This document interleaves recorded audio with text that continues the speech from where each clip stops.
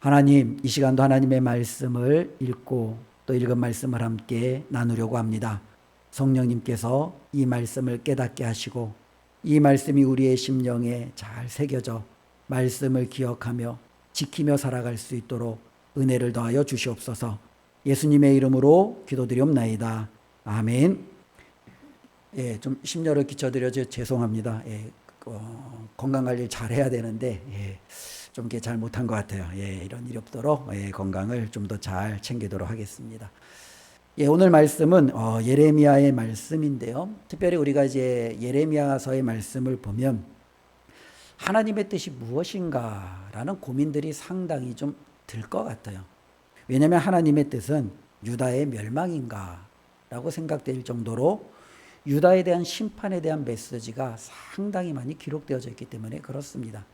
그들의 죄악이 얼마나 큰지 하나님께서 기록해 주셨고 그 죄악에 대해서 반드시 하나님께서 심판하시겠다라고 말씀하기에 하나님의 뜻은 유다의 심판인가, 우리가 그렇게 생각해 볼 수도 있지요. 그러나 하나님의 뜻은 결코 그것이 아니겠죠. 오늘 말씀 3절 우리 다시 한번 읽어볼까요? 3절 말씀 함께 읽습니다. 만군의 여호와 이스라엘의 하나님께서 이와 같이 말씀하시되 너희 길과 행위를 바르게 하라. 그리하면 내가 너희로 이곳에 살게 하리라. 하나님의 뜻은 이겁니다. 하나님의 뜻은 이스라엘 백성이 하나님 앞에 범죄했으니 심판받고 멸망하는 게 하나님의 뜻이 아니라 너희가 범죄했으니 이제라도 뉘우치고 바르게 해라. 그러면 너희가 지금 거주하는 그 땅에서 너희가 계속해서 살 수 있을 것이다. 이게 바로 하나님의 뜻이죠. 많은 경우가 우리가 하나님의 뜻을 참 많이 왜곡하는 경우들이 종종 있죠. 선지서를 바라보다 보면 선지서에 나타나는 무서운 심판의 메시지들을 통해서 하나님의 마음은 이와 같이 무서운 분인가 라고 생각이 되어지지만 하나님이 이렇게 무섭도록 말씀하시는 이유는 무엇입니까? 이러한 무서운 것이 너희에게 가지 않도록 너희가 정말로 살 수 있는 길을 내가 알려줄 터이니 이 길로 가라. 이것이 바로 하나님께서 이 선지자들을 통해서 행하시는 말씀 아니겠습니까? 오늘 7장의 말씀을 보면은 주 무대가 성전이에요. 근데 이 성전은 어떤 성전이냐면은요, 솔로몬의 성전이죠. 이 솔로몬의 성전에서 하나님께서 예레미야에게 말씀을 주시고 그 말씀을 선포하라라고 하나님께서 행하셨습니다. 그런데 이 성전은 어떠한 것이냐라는 부분이죠. 많은 사람들이 성전에 대해서 다양하게 이야기할 수 있습니다. 제사 드리는 곳, 예배하는 곳, 하나님을 찬양하는 곳, 여러 가지 많은 부분들을 이야기할 수 있죠. 그러나 솔로몬이 이 성전을 짓고 열왕기하 8장에 보면 하나님 앞에 기도를 드립니다. 근데 그 기도가 굉장히 길어요. 근데 이 긴 기도지만 솔로몬이 드리는 기도의 핵심은 똑같습니다. 어떻게 하나님 앞에 기도를 드리냐면 솔로몬이 하나님 앞에 성전을 봉헌하며 이렇게 기도합니다. 하나님, 만일 주의 종, 이 주의 종은 솔로몬 자신을 말하겠죠. 주의 종이 이곳에 와서 하나님 앞에 기도를 드리거든 하나님 그 기도에 응답해 주십시오 라고 기도합니다. 또한 솔로몬이 이렇게 기도합니다. 하나님, 주의 백성 이스라엘이 참 많이 있지 않습니까?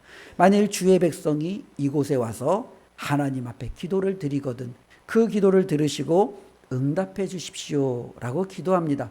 또 더 나아가서 하나님, 이 땅에 하나님을 모르는 수많은 외국인들, 이방인들이 있습니다. 그러나 이 이방인들이 혹여라도 하나님을 알게 되고 하나님 앞에 나와 이 성전에서 하나님 앞에 기도를 드리거든 저들의 기도를 들어주십시오 라고 기도합니다. 즉 솔로몬이 성전을 봉헌하고 하나님 앞에 드렸던 기도의 핵심은 무엇입니까? 이곳에서 기도하는 그 누구의 기도도 우리 하나님께서 들어주시기를 원하는 마음으로 그는 하나님 앞에 나아갔던 것을 볼 수 있습니다. 바로 이것이 우리가 잘 아는 내 집은 만민이 기도하는 집이다 라는 어쩌면 그것에 대한 출발점이 될 수 있는 거죠. 그래서 이사야 선지자는 이사야서 56장 7절에 성전에 대해서 다음과 같이 우리에게 말씀해 주고 있습니다. 우리 같이 한 목소리로 읽어보겠습니다. 내가 곧 그들을 나의 성산으로 인도하여 기도하는 내 집에서 그들을 기쁘게 할 것이며 그들의 번제와 희생은 나의 제단에서 기꺼이 받게 되리니 이는 내 집은 만민이 기도하는 집이라 일컬음이 될 것임이라. 즉 이사야는 분명히 말하는 거죠. 기도하는 내 집, 만민이 기도하는 집, 바로 하나님의 성전은 그렇게 불리어지게 될 것이다 라고 말씀했습니다. 우리가 잘 아는 대로 예수님이 이 땅에 오셨을 때, 성전에 갔을 때 예수님이 너무너무 화가 나셨어요. 성전에 있는 모든 것들을 다 뒤집어 푸셨죠. 왜 화가 나셨습니까? 정말로 하나님께서 이 성전을 주신 이유는 만민이 와서 기도하라고 하나님께서 이 성전을 주셨는데 저들이 강도의 구렬로 만들어 버린 거예요. 그래서 예수님께서는 성전에서 행해지는 그 모든 것을 도무지 견딜 수가 없었던 것입니다. 오늘 7장에 나타나는 이 예레미야서에 나타나는 말씀도 거의 동일하게 나타나는 거죠. 2절 말씀을 보면은요, 너는 여호와의 진문에 서서 이 말을 선포하여 이르기를 여호와께 예배하러 이 문으로 들어가는 유다 사람들아 여호와의 말씀을 들으라. 즉 하나님의 백성이라고 생각하게 되어지고 하나님께 예배를 드리기 위해서 그 성전을 출입하는 저들에게 하나님이 선포하시는 말씀입니다. 하나님께서 도대체 저들에게 무엇을 선포하시고 무엇을 말하라고 예레미야에게 하시느냐. 4절 말씀을 보니 너희는 이것이 여호와의 성전이라 여호와의 성전이라 여호와의 성전이라 하는 거짓말을 믿지 말라. 도대체 이 여호와의 성전이다라는 것이 3번이나 강조가 되어집니다. 하나님께서는 무엇을 말씀하고 싶은가? 우리가 한번 고민해 볼 필요가 있는 거죠. 당연히 우리가 있는 이곳은요, 은광교회입니다. 그런데 하나님이 말합니다. 이곳이 은광교회다. 은광교회다. 은광교회다 라고 하는 거짓말을 믿지 말라 라고 말한다면 많은 사람들은요, 정말로 많은 혼돈이 오겠죠. 지금 이스라엘 백성은 혼돈이 올 겁니다. 분명히 이것은 솔로몬이 지은 성전입니다. 하나님의 집입니다. 그런데 하나님이 그것은 거짓말이다 라고 말하고 있는 거예요. 도대체 무엇이 잘못됐느냐라는 거죠. 하나님이 보실 때 특별히 이스라엘을 향하여 하나님께서 그들이 하나님이 기대하는 것하고는 전혀 어긋나가는 그 행위에 대해서 하나님께서 지적하고 있습니다. 특별히 4절까지 보면은 그게 잘 이해가 안 가는데 뒤에 계속적으로 예레미야를 통해서 주신 하나님의 말씀을 읽다 보면 왜 하나님이 이 말씀을 행하시는지 우리가 깨닫게 됩니다. 가령 이런 거죠. 교회는요, 사회에서 보면은 좀 그래도 교회 그러면은요 인정받아야 되지 않겠습니까? 세상 사람들이 교회를 보면 그래, 다른 데는 몰라도 교회는 믿을만 하지. 그래, 그래도 교회 정도 되면 우리가 뭔가 좀 이렇게 조언을 구할 수 있지 않을까. 그래서 이 교회에 대해서 나름대로 그렇게 행할 수 있으면은 이 교회가 그래도 잘 감당하고 있는 것 아니겠습니까? 그런데 이 세상에서 교회 그러면은요, 사람들의 온갖 욕설이 난무하고 사람들이 도무지 믿을 수 없고 어쩌면 그곳에는 사기꾼들만 득실득실하는 것 같고 자신의 의만을 주장하며 살아가는 사람들로 가득 차 있다라고 할 때 그것을 교회다라고 부르기가 얼마나 부끄럽겠습니까? 차라리 교회라는 간판을 내리든지 차라리 교회라고 부르지 말든지 아마 많은 사람들이 그렇게 이야기할 겁니다. 지금 하나님은요, 여호와의 성전을 바라보며 그와 같은 마음이에요. 이 하나님의 성전은요, 모든 사람이 가난한 자나 부자나 때로는 유대인이나 아니면 이방인이나 너나 할 것 없이 하나님 앞에 자신들의 마음에 있는 그 한을 가지고 아픔을 가지고 기도하러 와서 하나님 앞에 간구하는 그와 같은 곳입니다. 그런데 이 성전이 하나님이 그들에게 허락한 것하고는 전혀 다른 곳으로 바뀌어버린 거예요. 그러니 하나님은 더 이상 그것을 성전이라고 말할 수 없는 거죠. 하나님께서는 솔로몬을 통해서 분명히 그 성전을 짓게 하시고 그에 합당한 목적을 주셨는데 그 합당한 목적을 도무지 이루지 못하고 있다면 그건 단지 하나의 건물이지 그걸 성전이다라고 부를 수 없다라는 거예요. 도대체 이들이 성전이라고 부르는 이곳에서 무슨 일이 벌어지고 있는 겁니까? 6절 말씀을 보면은요, 이방인과 고아와 가부를 압제하지 아니하며 무죄한 자의 피를 이곳에서 흘리지 아니하며 다른 신들 뒤를 따라 회를 자초하지 아니하면 무엇입니까? 이곳에서 지금 이루어지고 있는 일들을 이걸 바꿔서 말하면 똑같이 이루어지고 있는 거죠. 지금 여호와의 성전에서 어떤 일이 일어나고 있습니까? 이방인과 고아와 과부를 압제하고 있어요. 이곳에서 어떤 일이 일어나고 있습니까? 무죄한 자의 피를 이곳에서 지금 흘리고 있어요. 수많은 제사장과 선지자들이 이곳에서 많은 이들에게 죽임을 당했어요. 어떤 일이 일어나고 있습니까? 하나님의 성전에서 다른 신들을 따라 드리는 제사와 때로는 다른 신을 섬기는 그와 같은 모습이 이곳에서 지금 이루어지고 있다는 거예요. 그러니 당연히 이곳을 가리켜 이곳이 여호와의 성전이다 라고 말할 수 있느냐라는 부분이에요. 하나님은 그렇게 말하지 말라라는 거죠. 4절에 보면 너희는 이곳이 여호와의 성전이라 여호와의 성전이라 여호와의 성전이라.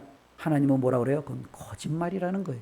하나님의 성전에서 어떻게 이방인과 고아와 과부가 압제가 되어지고 무죄한 자가 피를 흘리며 죽어나가고 하나님이 아닌 다른 신들이 이곳에서 섬김을 받는 이런 일들이 일어나는데 이곳을 하나님의 성전이다 라고 너희들은 부르고 있느냐. 하나님은 도무지 그것을 이해할 수 없다라는 거죠. 더 나아가서 그들은 또한 이렇게 이야기합니다. 9절 말씀을 보면은요, 너희가 도둑질하며 살인하며 간음하며 거짓 맹세하며 바알에게 분향하며 너희가 알지 못하는 다른 신들을 따르면서, 방금 읽은 6절 말씀에 거의 비슷한 말씀이죠. 그들이 행하는 온갖 죄악들이 어디에서 이루어져요? 성전에서 이루어지는 거예요. 도둑질하고 살인하고 간음하고 거짓 맹세하고 이곳에서 바알에게 분향하고 다른 신들을 섬기고 이와 같은 하나님이 원치 않는 삶의 부조리한 일들이 하나님의 전 성전에서 이루어지는 거예요. 그러면서 이스라엘 백성은 자신들을 향하여 뭐라고 얘기하냐면 10절에 이렇게 말합니다. 내 이름으로 일컬음을 받는 이 집에 들어와서 내 앞에 서서 말하기를 우리가 구원을 얻었나이다 하느냐. 그러면서 그들은 뻔뻔하게 뭐라고 얘기해요? 난 구원받았으니까 괜찮아. 나는 하나님의 백성이니까 괜찮아. 내가 하나님 앞에 나는 선민으로서 이 땅에서 살아가니까 내가 그 어떠한 악행과 때로는 죄악들이 있다 할지라도 하나님이 나를 선택하신 그 구원에서 결코 나는 제외되지 않을 거야. 그러니 염려할 것 없어. 스스로에게 그렇게 말하면서 그들이 살아가고 있다는 거예요. 오늘날 사회에서 그리스도인들이 가장 많이 욕을 얻는 이유가 바로 구약의 예레미야 시대 때 일어났던 이것과 똑같아요. 온갖 악행은 다 하면서 많은 그리스도인들이 뭐라고 얘기냐면 예수님이 오시면 나는 구원받으니까 하나님의 자녀니까 나는 괜찮아. 그렇게 말하는 거예요. 믿지 않는 사람들의 뭐랄까요? 그 마음을 뒤집어 놓는 거죠. 그렇게 온갖 악행을 하면서도 자기 자신은 구원받으니까 자기 자신은 하나님의 백성으로서 전혀 상관없다라고 말하는 그리스도인들의 그 뻔뻔함에 대해서 많은 믿지 않는 사람들이 도무지 그거를 이해할 수가 없는 거예요. 이해하지 못하는 것을 넘어서서 이제는 그들에게 그러한 구원을 허락하시는 하나님이라면 많은 믿지 않는 사람들은 그와 같은 하나님도 받아들일 수 없는 거죠. 그러나 하나님은요, 그렇게 말씀하신 적이 없다라는 거예요. 오늘 말씀도 하나님은 분명히 말씀하시잖아요. 너희가 이렇게 온갖 부조리한 일들을 행하면서 너희가 내가 아닌 다른 신들을 너희가 정말로 이 하나님의 거룩한 집에서 행하면서 이곳은 성전이니까 우리는 구원받았으니까 우리는 정말로 아무런 문제가 없어 이렇게 이야기하는 이 모든 것을 하나님은 도무지 받아들일 수 없다라는 거죠. 하나님은 그 모든 것은 거짓말이라는 거예요. 이 거짓말이라는 것은 그들이 행한 모든 것을 하나님은 인정하지 않겠다라는 거죠. 그들 스스로 구원받았다 한들 이건 역시도 하나님 앞에서 거짓말이 될 수도 있다라는 겁니다. 하나님의 이스라엘 백성을 향한 고발은요 계속되어집니다. 특별히 오늘 말씀 18절을 보면은 오늘 말씀 읽지는 않았지만요 우리 18절 말씀 예레미야 18절 말씀을 보면은요 우리 같이 함께 읽어볼까요? 자식들은 나무를 줍고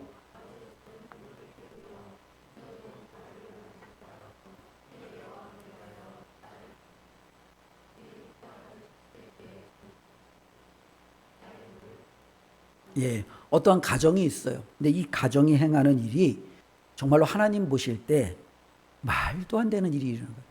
자식들은 나무를 줍고 아버지는 자식들이 가져온 그 나무로가 또 불을 피우고 아내들은 그것을 가지고 어떻게 해요? 가루를 반죽해서 과자와 음료수를 만들었어요. 왜요?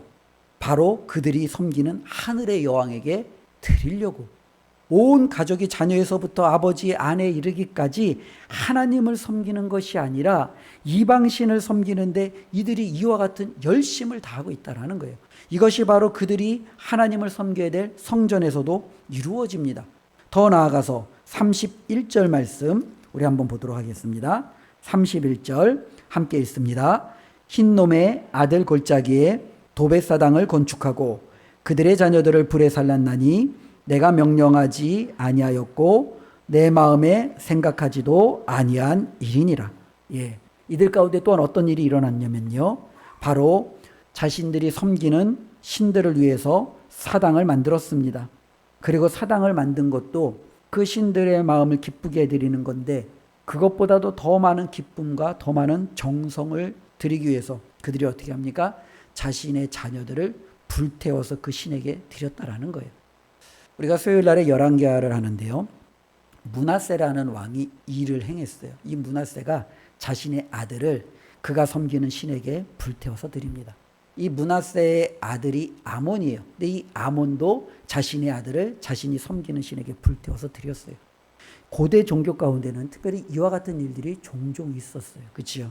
자신의 신에게 내가 사랑하는, 내가 아끼는 가장 좋은 것을 드림으로, 헌신함으로 그 신의 마음을 기쁘게 하고 내가 그 신으로부터 호의를 받고자 하는 이와 같은 일들이 일어났는데요, 바로 그 일들을 이스라엘의 왕이 했으니 왕만 했을까요? 귀족들도 행했겠죠.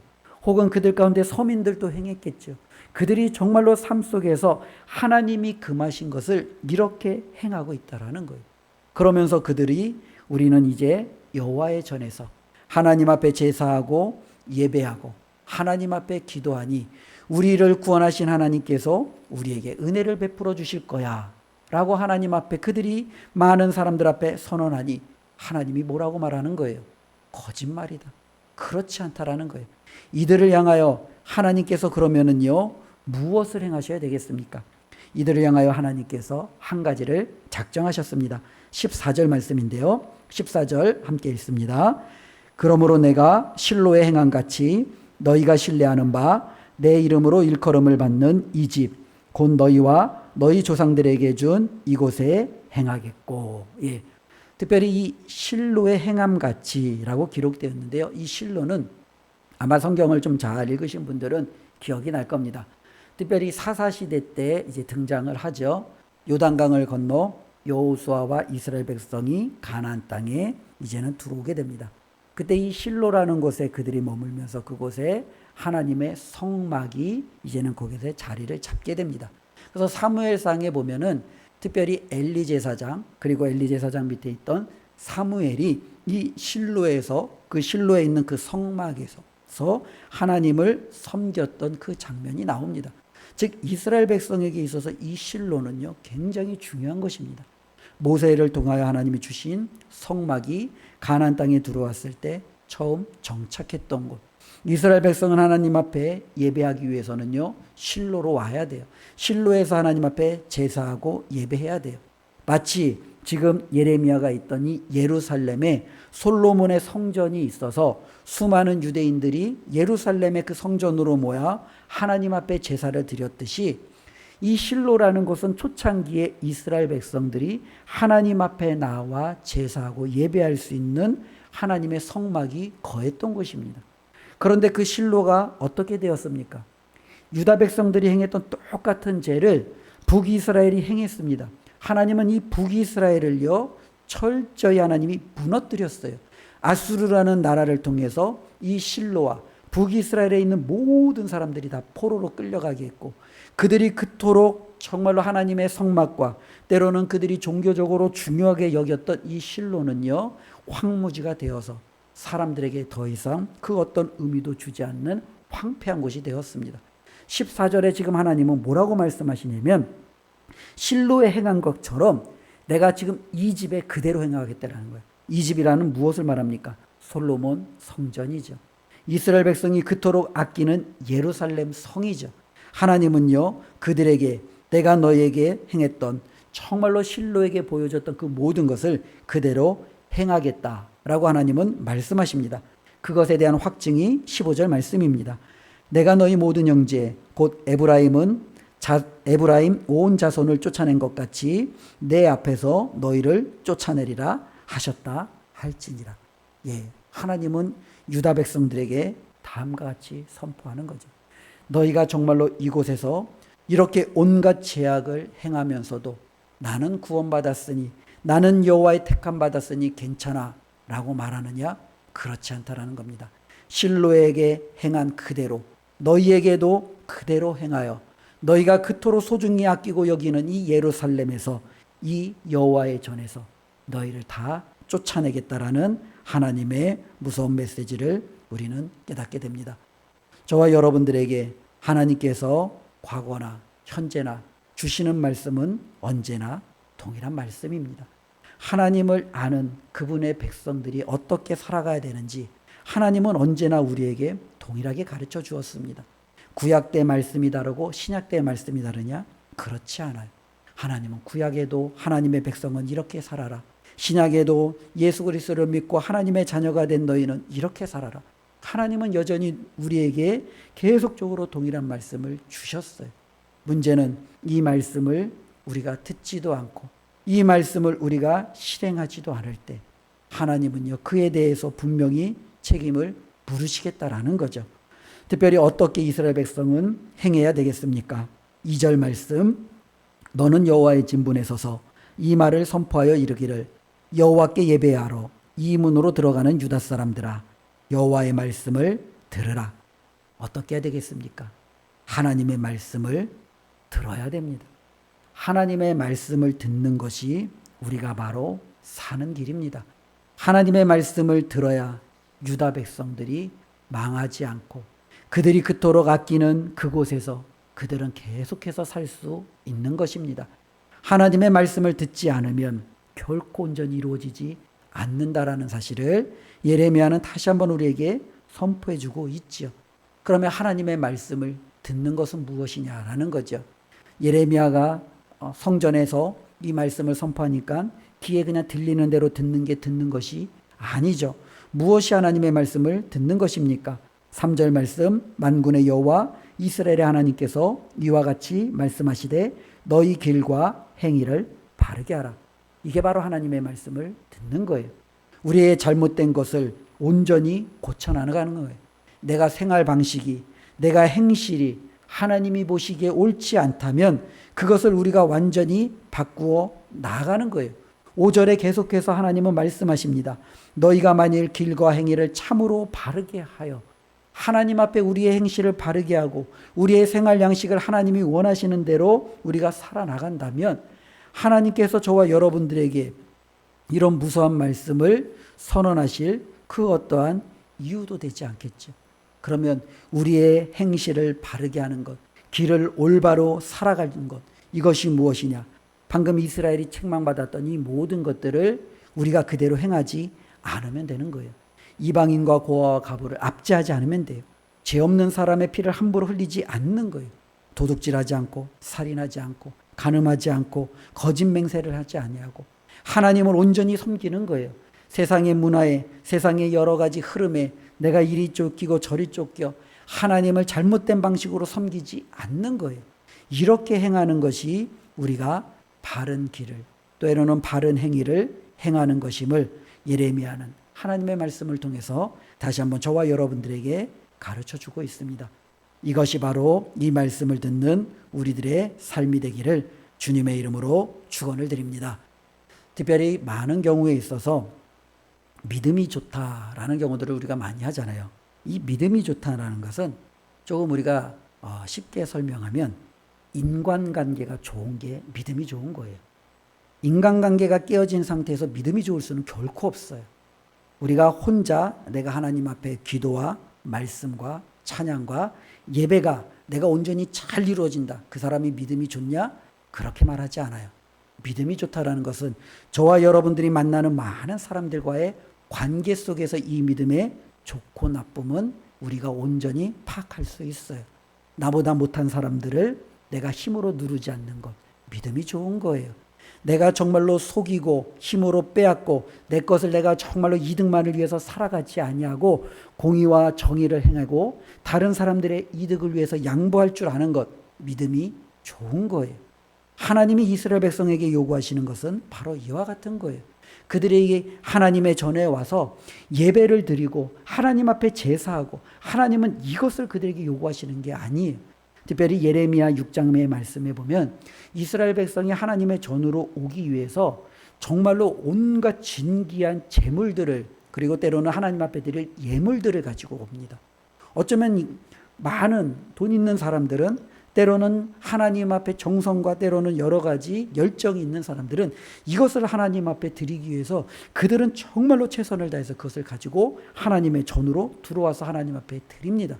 그런데 하나님이 그들을 바라보면서 야, 너 참 믿음이 좋구나, 너 참 대단하구나, 하나님은 그렇게 말하지 않는다라는 거예요.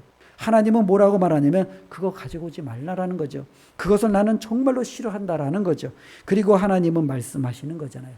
내가 너희에게 원하는 것은 너희의 행위와 길을 바르게 하라. 이것이 바로 하나님이 그의 백성들과 자녀들에게 원하시는 삶인 줄로 믿습니다. 오늘 말씀을 기억하며 우리가 살아가는 삶 속에서 저와 여러분들은 하나님의 자녀입니까? 예수 그리스도를 믿고 구원의 확신을 가지고 살아가는 정말로 예수 그리스도와 동행하는 사람들입니까? 무엇보다도 사람들이 그리스도인이다 라고 부르는 그와 같은 하나님 앞에 은총을 입은 사람들입니까? 그렇다면 그에 걸맞는 삶의 모습을 보여주시는 우리의 삶이 되었으면 좋겠습니다. 그리할 때 우리 하나님께서 정말로 우리에게 요구해 주시는 너희가 이곳에서 살리라. 저와 여러분들이 정말로 하나님 앞에 기도하고 하나님 앞에 간절히 바라는 모든 것들을 이루어 주실 줄로 믿습니다. 이를 위해서 이번 한 주간도 믿음으로 승리하는 우리 모두가 되시기를 주님의 이름으로 축원드립니다. 기도하겠습니다. 하나님, 이 시간도 하나님의 말씀을 들었습니다. 유다 백성들은 우리는 구원받았어, 우리에게는 여호와의 전이 있어, 우리는 하나님 앞에 이렇게 제사도 드리고 이렇게 섬겨, 자신들 나름대로의 자랑거리가 있었습니다. 그런데 하나님은 그들에게 말씀하셨습니다. 거짓말이다. 저들이 정말로 거짓말을 하고 있다 라고 말씀하셨습니다. 하나님, 혹시 우리도 이스라엘처럼 하나님 앞에 섰을 때 이와 같은 말을 듣는다면 얼마나 하나님 억울하고 답답하겠습니까? 하나님, 이 자리에 있는 우리 모두는 하나님 앞에 섰을 때 유다 백성들처럼 이와 같은 평가를 받지 않는 하나님 앞에 믿음 있는 삶이 되게 하여 주시옵소서. 하나님의 말씀을 듣게 하시고 하나님이 기뻐하시는 길과 행위를 따라 살아갈 수 있는 저희의 삶이 되게 하여 주시옵소서. 예수님의 이름으로 기도드리옵나이다. 아멘.